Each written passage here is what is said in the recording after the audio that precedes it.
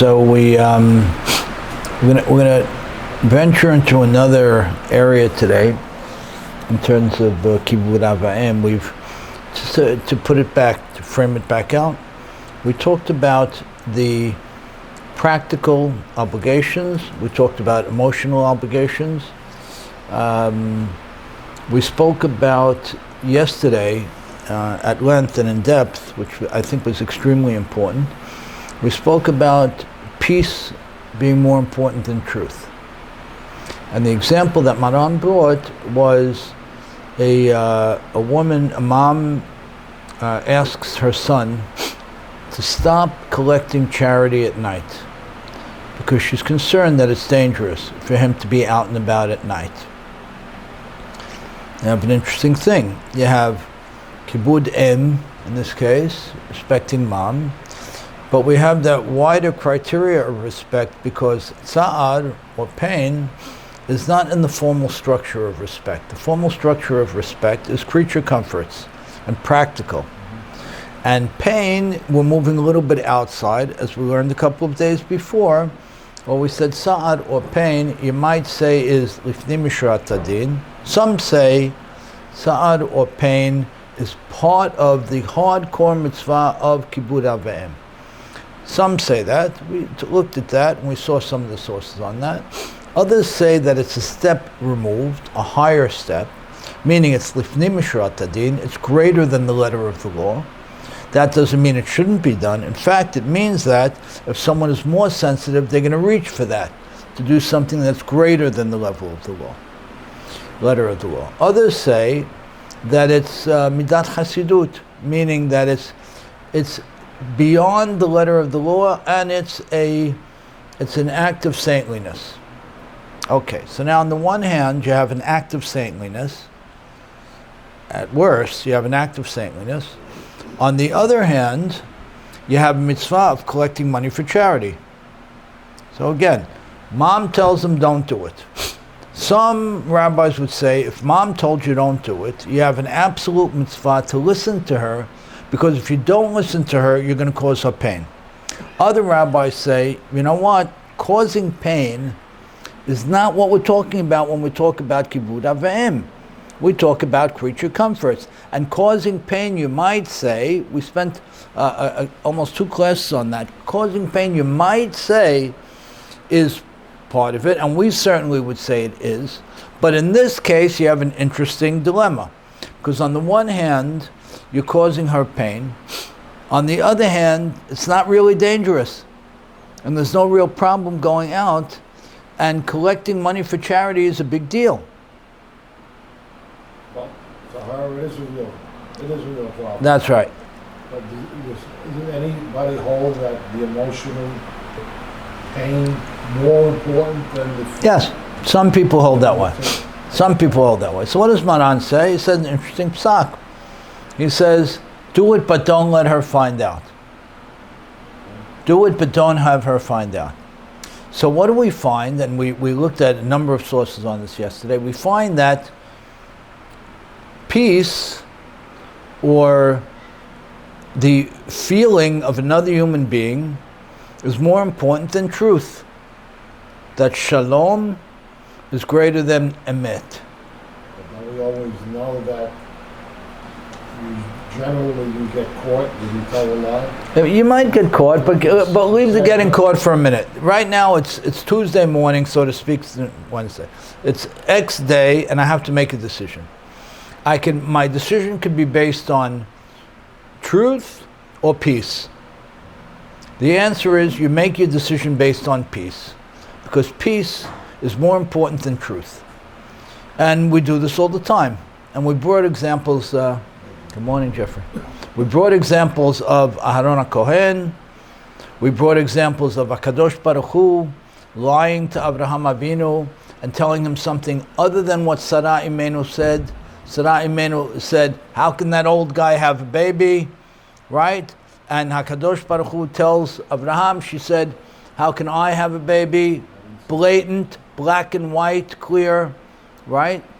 We also brought a case where after Yaakov Avinu dies, that Yosef's brothers come to him and say, Daddy said, when he was alive, not to hurt us after he dies. It's not true. It's not true. And Yosef cried because they felt they had to say that to him, that he would never hurt them. But the point is that peace is more important than truth. And therefore we hold in that case that if somebody has a mitzvah to collect charity, and the kibud avayim and the context of sa'ad, of pain, come sit up here, Jeffrey. One thing I don't understand, though, there's a presumption here that he knew they hurt him before. Who? Yosef, you're going to the case? I mean, I thought the father was oblivious to the whole thing. What are you talking? The case of Yaakov Avinu? Yaakov, it was not. Why would they say the father said not to hurt him? He was not oblivious to anything, never, not for 1 second. And the reality is, he was in massive pain for the 20 years that Yosef wasn't with him. Because, hi honey, morning. He was in massive pain for the 20 years that Yosef wasn't with him, because he knew that Yosef was alive. So Yaakov Avinu was a giant of a prophet. But they knew the brothers had hurt him, that they did something to him? Of course he knew. Of course he knew. Of course he knew. And that's why he was in so much pain. Because as we mentioned in one of the other classes, when somebody dies, God forbid, after a point the pain mitigates. Never goes away, but after a point it mitigates. But if there's a separation, and in the context of Yaakov and Yosef, Yaakov knew he was alive, and he says, here's my 17, 18-year-old, God knows where, who's taking care of him, is he okay, is he safe, is he eating, is he being tortured? He didn't know that for many years.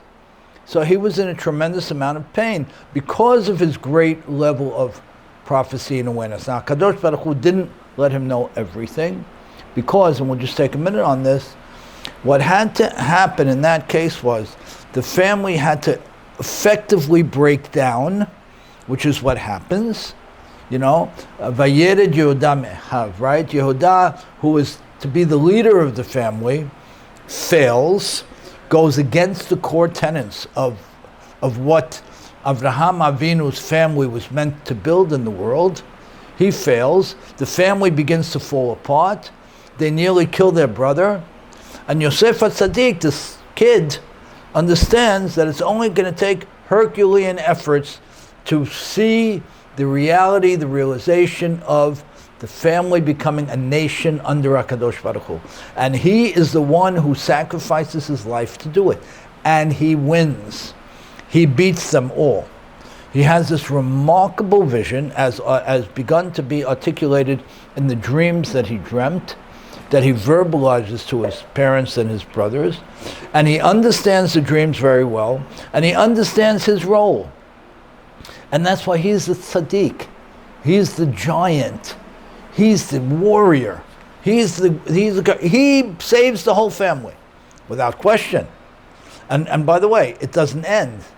Really doesn't end. We're still in this dichotomy between the perspective of Yosef and the perspective of Yehuda.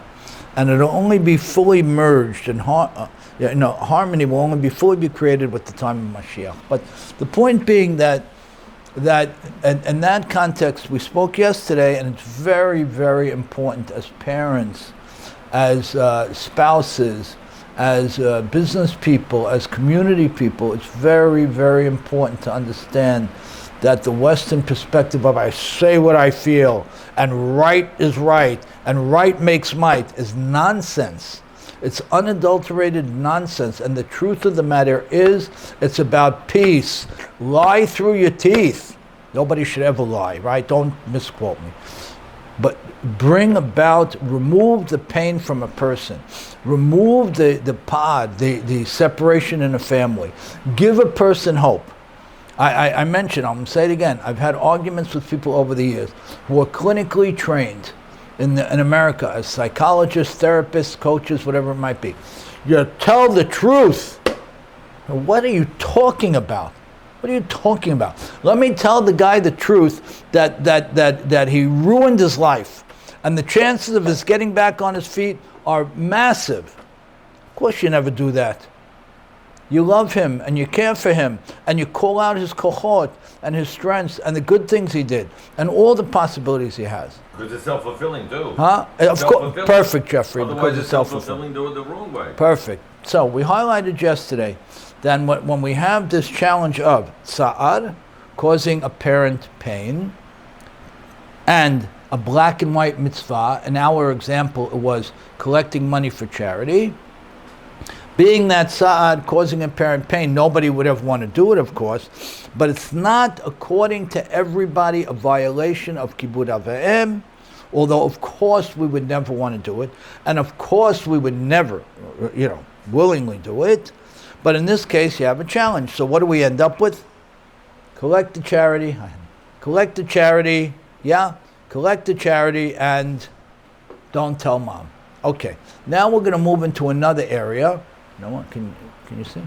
Now we're going to move into another area that what we're doing here within the context of kibud av va'em is, of course, we're learning the halachot, but more important than the halachot, we're learning klalim. We're learning halachic structure. We're learning halachic thinking. We're learning how to build the halacha. And when you know that, it's not simply the halacha, yes or no, do or don't. It's let me reason, let me think, and let me figure it out. Okay? So now... You may not always have somebody perfect, to answer Jeffrey. you. Right. Again, we've said it many, many times. Who is the rabbi of the family? Daddy. Who's my rabbi? My husband. Who's my rabbi? My father. Who's my rabbi? My grandfather. And we have to reclaim this. If I can't figure out the answer, I don't know it, I've looked through my library. Today, you have a library of tens of thousands of books on your phone. I've looked through it and I can't find the answer. Now go ask the rabbi.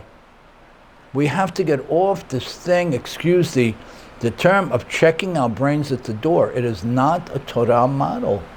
Torah model is very simple. It's your husband, it's your father. If he doesn't know, okay, so go ask somebody else. Good. So that's why when we learn together, we're learning the halachic, the scaffolding, how to build it. Okay, beautiful. What if he thinks he knows and he doesn't know? Huh? What if he thinks he knows, but he really doesn't know? If he thinks he knows but he doesn't know, and you know he doesn't know, Yeah. you know your father, for example, doesn't know, right? You still have to go to him first. You know what? And let's say you think he's telling you the wrong thing. You say, you know what, Daddy, a very nice point. I don't know, I think I might have heard this idea that says this, that. Does that make any sense to you? You're giving him a way out. You give him a way out, but you have to go to him first, of course. You have to respect his opinion 1,000,000%. Listen to it and not do it.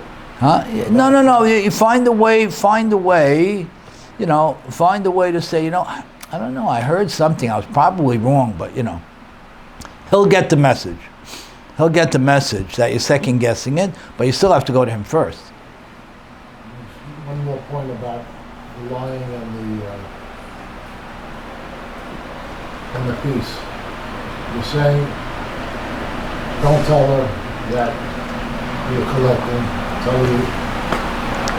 How about the pain if she finds out you lied to her? Okay, it's a real thing. Yes, that's a real thing. Very good. So how about the pain if she finds out when she finds out you lied to her? So you have to weigh this thing very carefully. Black and white, you have plenty of rabbis who would say, tell her mom, I appreciate what you're saying, but I'm going. No problem. You also have rabbis who would say, if you're going to cause your mother pain, I don't have to take care of everything in the world. God knows what has to get done. Right? You don't have the obligation to finish everything. It'll get finished by somebody else. You have to weigh the situation. Let's say, God forbid, a woman is a widow and she's alone and she has rare ability to impact anything. Right? And this would be another ding. This would be another shot to her. Of course she wouldn't do it. Right? Of course she wouldn't do it. Or if the chances were very high, she would find out. Okay, you're going to weigh each case, right? You're going to weigh each case. You're going to say, on the one hand, I have kavod from the context of tsa'ad, of pain that I might cause her. On the other hand, I have a black and white mitzvah that's very, very important for me to fulfill. How do you want to balance it? In one case, you might listen to her. In another case, you might tell her, Mom, I'm sorry, I must do this. And in another case, you might do it without her knowing. And that's what halakha is. That's what halakha is. It's not meant to be doctrine. You know, and that's why the more tools we have, the better we can work with it. Now, we have an interesting structure now that I want to talk about for the next day or two. And what about the concept is, does kibud av va'em extend after the parent passes away? Does it extend after the parent passes away? Now we know, we would never disrespect a parent who passed away. You would never say something not nice about the deceased parent. We got that. I mean, that's common sense. But what about the other side? When we say kabed et avicha v'et imecha, does that follow into after the person is no longer with us? In all aspects. In all aspects. Beautiful, Jeffrey. Now, it can't be all aspects, right? Because many of those aspects, like we've said, the creature comforts don't apply anymore, right? Now we're going to say, if it does go after, how does it manifest? Right? I can't bring daddy food, water. I can't take care of him. I can't take him to the doctor. I can't make sure that he's comfortable in his home. I can't do that anymore.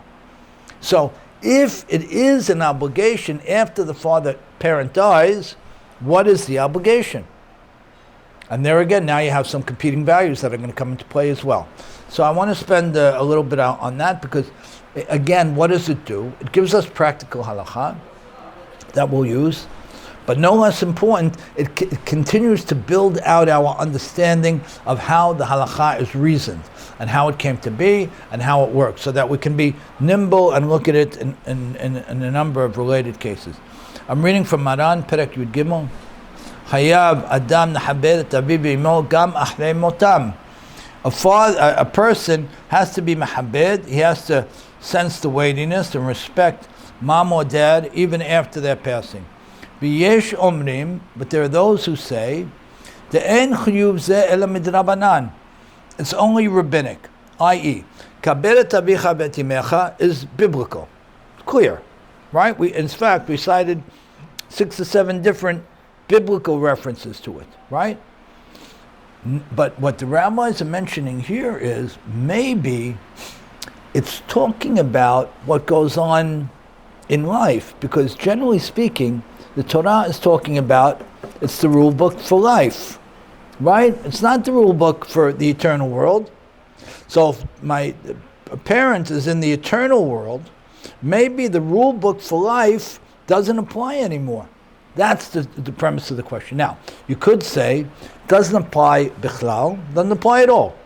I can't. They're not going to sense the kavod like they were. Perfect, Jeffrey. They're not going to sense the kavod. Perfect, great. So you would say, I can't disrespect the parent. Nobody would ever disrespect another human being, alive or not. I'm not going to disrespect him, but do I have to go out of my way to respect him? That's the question, yeah. But I'm alive. We said the mitzvot are for us primarily. Fantastic. So if the primary purpose of mitzvah is not for the recipient, but for the doer, the primary purpose of the mitzvah is to make me a better person, then what's the difference if my father is here or not? Hence, that's why it's the Rabbanan. Hence, that's why it's the Oraita. You're holding Jeffrey beautifully. I want to reiterate what you're holding. Tell me if I'm right. Oh, okay. You're holding. I know. I love it. I love where you are. You're holding. There may not even be a drabanan here. You're holding. There may not even be a rabbinic obligation, right? You're saying that I can never disrespect a deceased parent, but you're saying I might hold that there's not even a rabbinic obligation after the person died, because why should there be? For the person, right. Right, why should there be? For the niftar's benefit. He's not going to get a benefit. He's not getting any benefit, right? So Jeffrey sits in the Beit Midrash and he says something very clever. He says, 1 second, guys, let's look at this clearly. He says, look at this clearly. The point here is to benefit my parent. My parent is not getting a benefit. So he might say, it's not Deoraita, and I don't even know why you're going to call it a Drabanan. Why are you going to call it a rabbinic law? Right, Jeffrey? You might say it's a nice thing to do. On the other hand, There's no spiritual benefit. very nice. Okay, we'll get to that in 1 second. On the other hand, Ham Yitzchak weighs in and says, 1 second, guys. Isn't the point of all mitzvot to make me better? The point of the mitzvah is secondarily, Morris, for the recipient, right? It's primarily for me. So if the primary purpose of the mitzvah is to make me better, what's the difference if my parent is here or not? In either case, I should fully respect the parent because the purpose of my respect is not for him, it's for me. Very strong argument. That would say that the mitzvah is deoraita, it's biblical, even after my father passes. What were you saying, Joe? I'm saying there's a spiritual benefit, possibly. They're not here, but they're...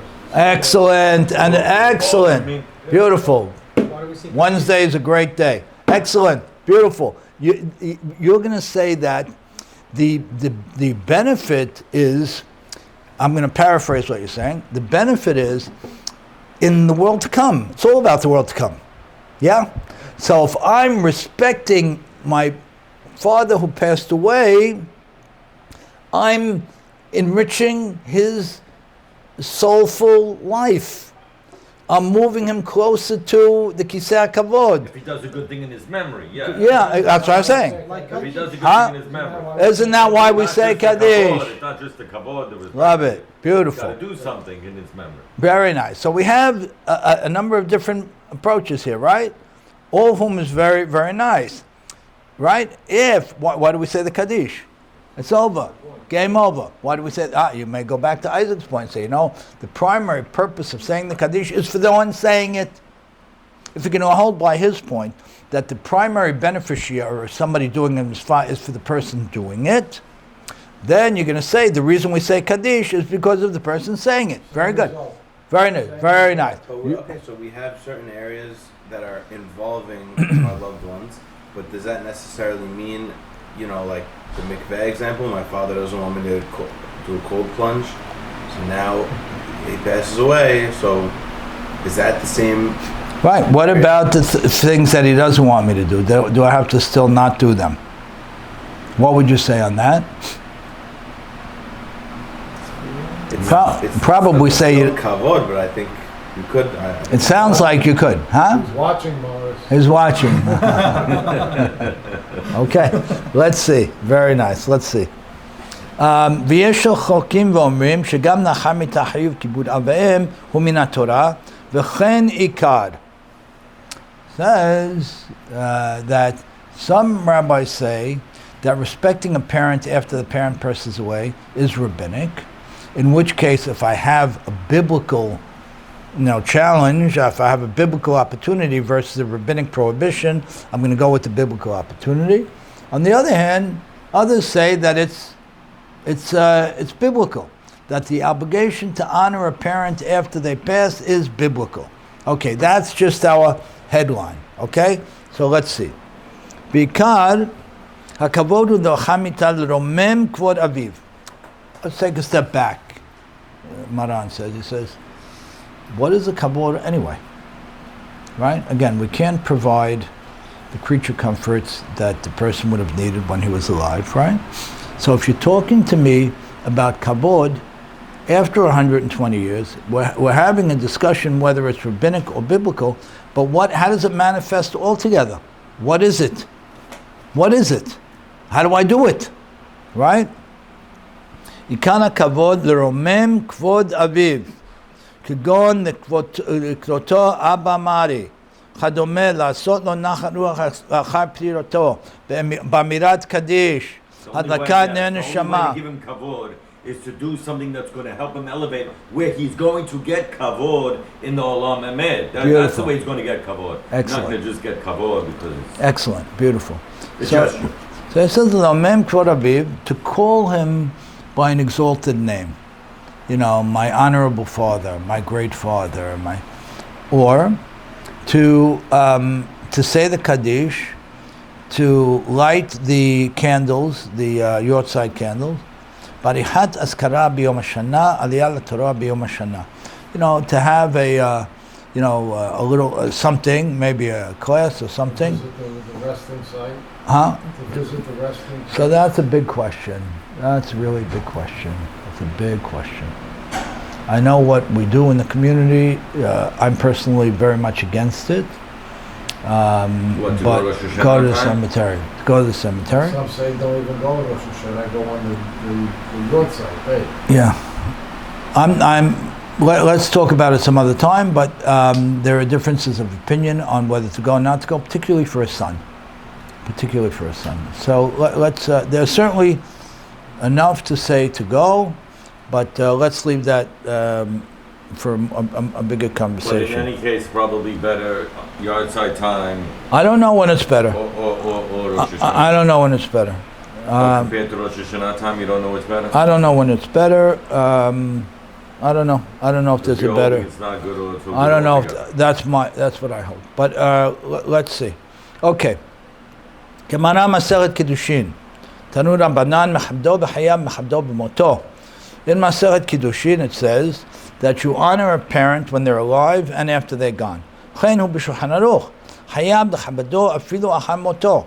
Shulchan Aruch also brings down that the obligation to understand the weightiness and therefore honor a parent is when the parent is alive and also when they're gone. It could be because it says it in the Torah without a qualification. It could be because it's really for the benefit of the person doing it, not the recipient. Let's see. Oh,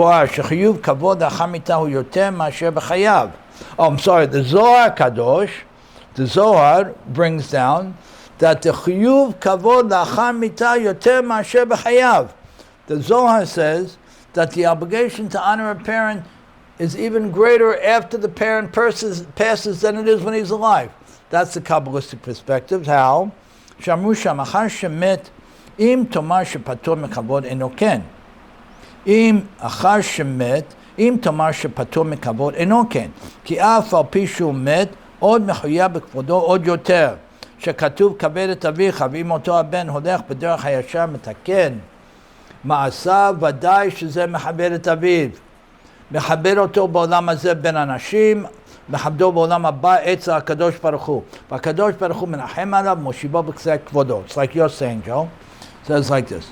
That when he says that the Zohar brings down that the obligation and the opportunity to respect a parent is greater after they've gone, because now they're in the heavens, and any respect that I show a parent here is going to manifest in them having a greater place in heaven, right? It would show that what the person taught lived beyond him, right? I would almost compare it to a mitzvah. How is it a mitzvah if he's not around? Right. Okay, good. וזה לשון הרמב"ן המכבד את ילדיו במותו משובח ממי שמכבדו בחייהם, שמכבד בחייהם אינו אלא משום יראה לשם ירשה, ומכבדו במיתתו אינו מכבדו אלא לשם שמיים. Ramban Nachmanides brings a little bit of a different thing. He also says that it could very well be that it's a greater mitzvah to be mechabed the lost one after the person passes away, whether it be a parent or a child. No, they know. He puts it in the context of a child, and he says, when a parent respects a child during his lifetime, it's because mishum yirah, mishum yerusha. He's respecting the child because the child will ultimately inherit him. He wants the child to follow him. He wants the child to be in awe of him. The parent who respects a child after the child passes is only doing it for the sake of heaven. He's not getting any benefit from the child by giving the child respect.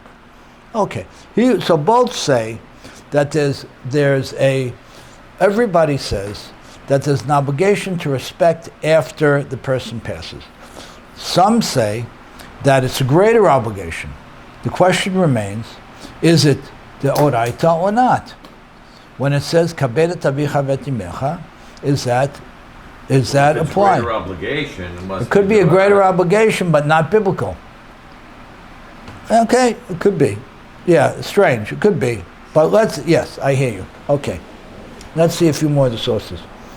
ויש לחקור אם כיבוד ואם לאחר מיתה הוא מן התורה והוא המשך דין כיבוד ואם בחיים או שדין מיוחד מדרבנן לכבדם להועיל נשמתם גם לאחר מיתה. You hear this, Jeffrey? יש לחקור.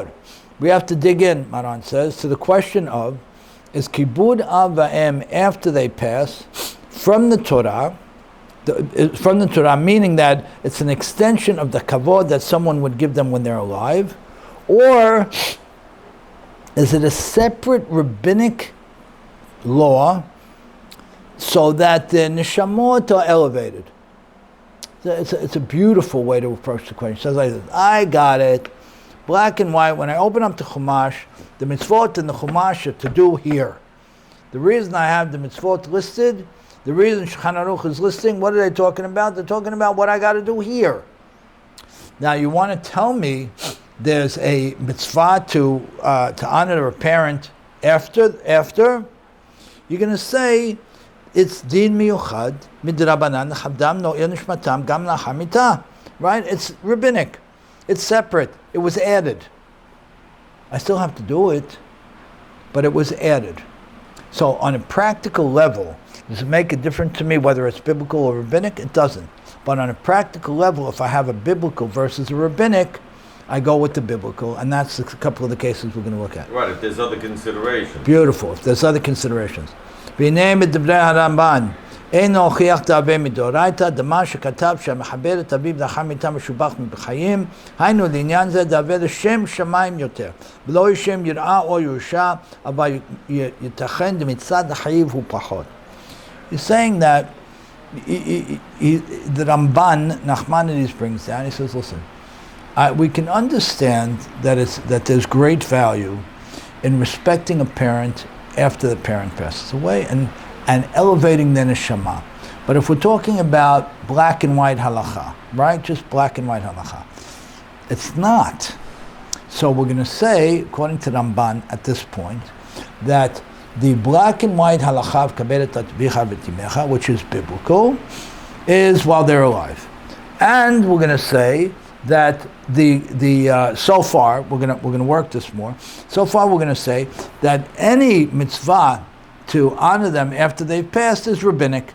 Now again, that doesn't mean we do it less, but it does mean that it helps us understand that when something is written in the Torah, it's written for this world. The mitzvah is for now. And I'm going to make the diuk in my mind, I'm going to make the distinction in my mind between this world and beyond. At the end of the day, will I do it? I'll do it if it's rabbinic or it's biblical, but it's not the same thing. And I need to know that it doesn't, if it's written in the Torah for now, then it's for now.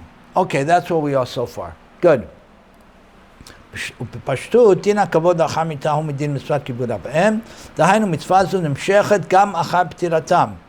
מצווה זו נמשכת גם אחר פטירתם, ואף שמצד הסברה צריך ביור מה שייך כיבוד לאחר מיתה, דהאין המיתה מגיש בזה כלום. Says like this. He pushes back and he says, one second. בפשטות, he's pushing back on what was said above, on the Ramban's perspective. He says, come on, it's obvious that you don't stop respecting a parent after they die. It's obvious that when the Torah was talking about respecting a parent, it's forever and ever. As long as they're still your parent, they did not become your parent because they're gone. And therefore, according to this pushback so far, the Torah obligation to respect a parent is forever. So, you have one opinion that says, black and white, it's biblical when the parent's alive, and if we're going to say there's an obligation when the parent is gone, it's rabbinic. But now it comes back and says, why would you qualify that? Yeah, but if he used to tell you every day, go buy me a fresh roll, you're not going to keep buying fresh rolls. That's right. Good. That's right. Or ask, what would Dad say about this so-and-so situation? You have no idea what he would say. That's that exercise to me is I don't think you would be commanded to do that. Okay, so that's a beautiful example. Would you be commanded to say, out of respect for your father, right? What would dad do? Are you not? What would he do while he was here, or what would he do knowing what he knows now? What would he do while he was here? Thank you. While he was here, because maybe with the world he doesn't want you to do that. Okay, what would he do? Right. אוקיי, ובשמה אם היו נוקטים של מה לעילוי משפטו, אין הכי נמניחה, אבל הגמרא נקטה רק ענייני הכבוד גרידא בעיני הבריות, כגון נאמר הנה כפרת משכבו, בדבר זה מה נותן למת. אך אם נאמר בשפת כיבוד האם, יש בה מצווה שבין אדם למקום. Now we're adding another fabulous angle. It says like this. When we first started, we said we had an interesting question. Fantastic question. Again, we're trying to build, right? So one of the questions we asked when we first started was, is kibud av va'em a mitzvah ben adam nechavero, a mitzvah between man and man, or a mitzvah between man and God? Is it ben adam nechavero, or is it ben adam namakom? Well, all mitzvot ben adam nechavero are also the makom as well. I mean, very nice. Cham Yom Tov is saying like this, that every mitzvah that's ben adam nechavero is also ben adam namakom. Yeah. That's your shita. Interesting shita. And therefore you would say that, of course it should continue after the person dies. Because it's not specific to the person. It's an overarching mitzvah between me and God, whether the person's here or not. I'm not doing it for the person. I'm doing it because I'm commanded to do it by God. Joe, you hear the diuk? It's a very, very nice diuk. Now, it brings another question, Jeffrey. It goes like this. So, if the mitzvah is also ben adam namakom, or maybe primarily ben adam namakom, between man and God, then why aren't we saying a beracha on it? Generally speaking, when we have a mitzvah that God commands us to do, you commanded us to do X, say a beracha on it, right?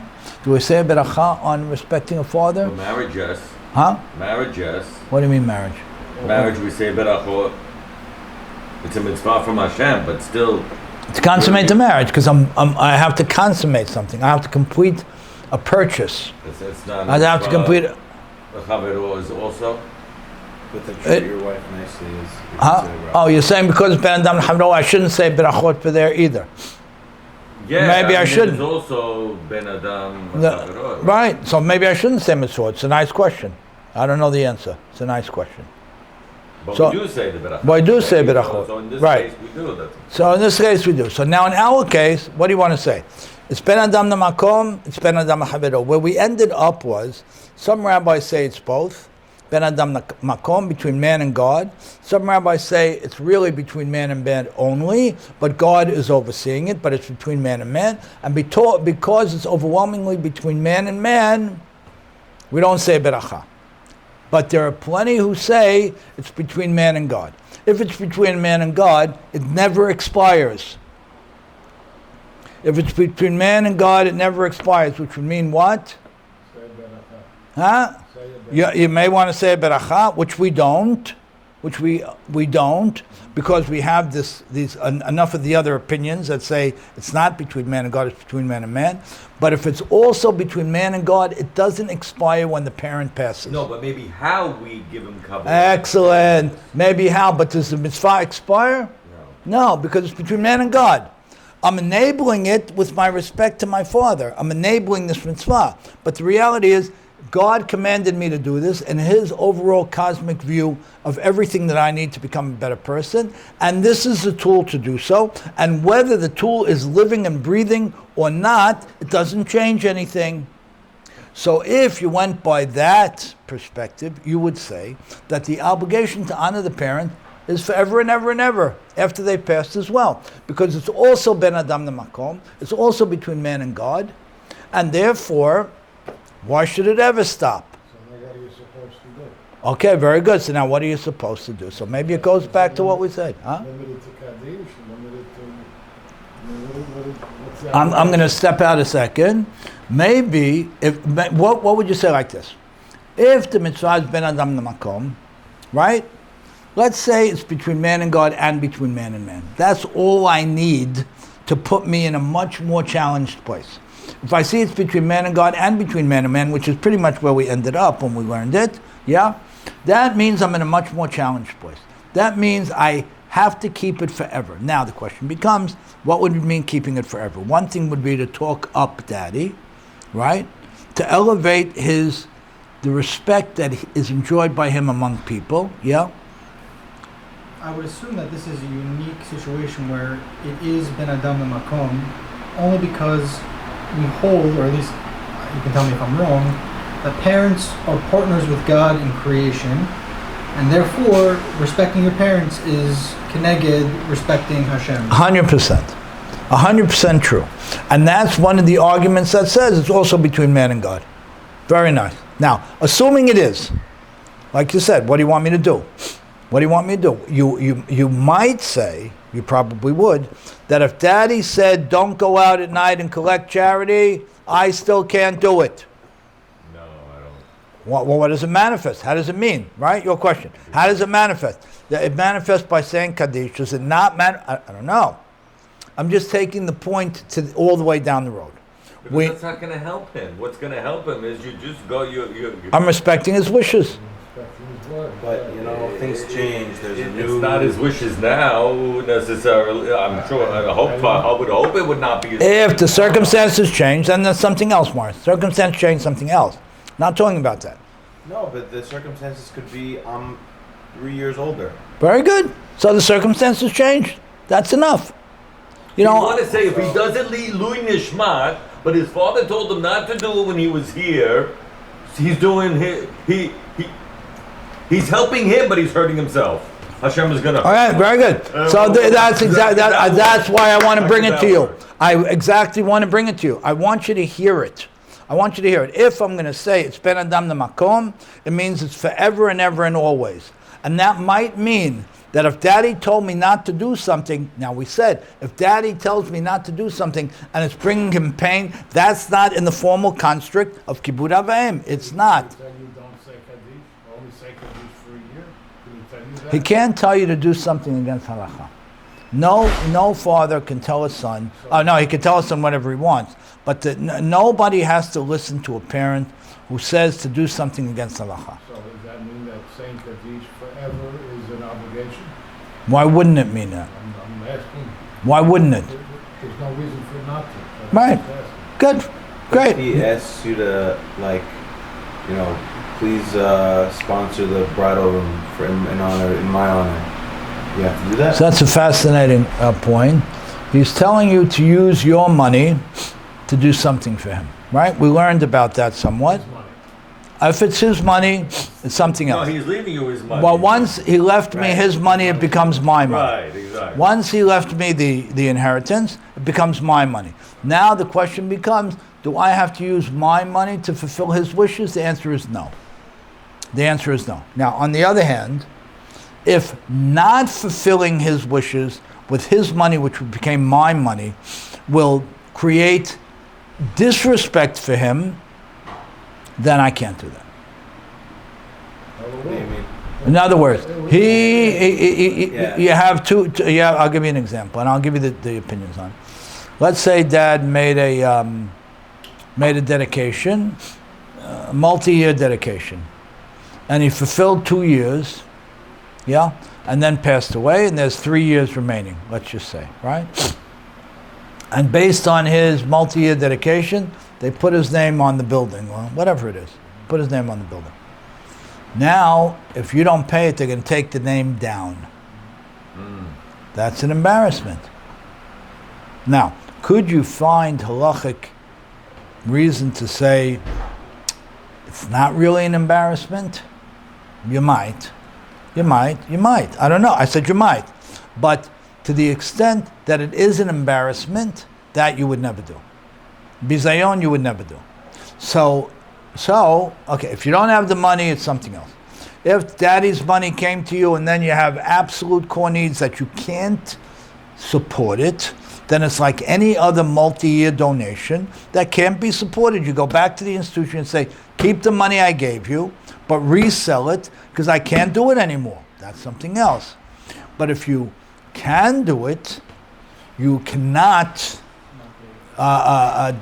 disrespect your parent. Right. Okay. So therefore you would say that in the context of disrespecting, kibud av va'em continues after the person is gone. Right? Because you can't disrespect, so that would mean if there was no notion of kibud av va'em altogether after the person was gone, then you could do whatever you want. But we're clearly not going to do that. Now, going back, it still goes back to the question, is that rabbinic or biblical? Is it rabbinic or biblical? Is it a biblical obligation not to have him disrespected after he's gone, or is it rabbinic? And either way, we're going to keep it. But if I have challenges, if I have conflicting challenges, like I need the money to send my kid to school. But even if he's not my father, generally you can't disrespect anybody. Good. I mean, but if very good. If I need the money to send, I have on the one hand the building dedication. On the other hand, I have a lot of kids, right? And I need the money to fulfill the mitzvah of teaching my child Talmud Torah. What do you want to do? You're going to say Talmud Torah. Why? Because Talmud Torah is a deoraita. It's biblical, right? Affecting another person's life. Beautiful. It's biblical, and the other is questionable whether it's rabbinic or altogether. And that's why the structure that we're learning together is very valuable. Let's look a little further. Pashtu, tina kavod achar mitalmidim mitzvat kibud av va'em, dahainu mitzvat menshechet גם אחר פטירתם, ואף שמצד הסברה צריך ביאור. מה שייך כיבוד החמיתה, אין המתם מתקף לזה כלום. Okay, we talked about that.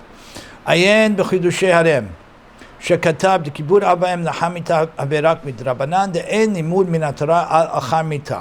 Interestingly, like we said, one of the great rabbis says that it's only in this world because the Torah is talking about this world. Not talking about things we have to do in the next world, and therefore, if we're going to imply any obligation to kibbud av va'em in the next world, it has to be rabbinic. Okay, but I'm still in this world. Very good, excellent. I'm still in this world, Jeffrey. Excellent. And therefore, you would say it ain't talking about that world. It's talking about me, and I'm still here, and I still have obligations to make myself a better person, and therefore, you're going to hold. And it's beautiful where you are. You're going to hold that this is still talking about me. It was talking about me to begin with. To your point, to Isaac's point, the point is to make me better, and that still hasn't changed. I'm still here, and I need to become better. That's part of it. That's it. That's definitely part of it. Right. Very good. Yeah. What is the spirit of the law categorize? Is it the Rabbanan or is it the Raita?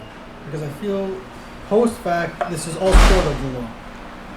No, but once you're saying it's spirit of the law, then you're not going to say it's Doraita anymore. Why? I don't know what. Then I don't know what you mean by spirit of the law. We categorize the main categories that we have to support our parents in. Then there's the additional spirit of the law. Okay, good. So is that spirit of the law Doraita or the Rabbanan? Okay, that's one of the questions we've been raising, right? Yeah. Some say this and some say that. Yeah. That's right. If you're going to call it, you're going to take it more from the Morah perspective, you're going to take it more from the Tzad perspective, right? From the awe, from the not causing pain, yeah? So you're moving away from the black and white, nuts and bolts construct into a broader construct, which we've said, as we've learned it, we're not willing to get away from that. Because we are very heartfelt people. We do care about how a parent feels, or the anguish, or the pain, or the sadness, even though it's not black and white. But that's what I'm saying. The only thing you can fulfill post-mortem is the spirit of the law. Not if you're going to say, like you said a few minutes ago, which is, the law is about me, not about him. Correct. So the spirit of the law is about me. No, I wouldn't call it spirit of the law in that case. I would call it, there's the law. If it's about me, it's the law. How am I fulfilling their needs? You're becoming a better person. Right? How am I fulfilling their needs? But I'm not supporting them. I'm not giving them clothes. Very good. So that's why we're questioning. So how can I? So if you're going to say that it is Torah based, it is the Oraita, it is biblical, and the rabbinic. Biblical.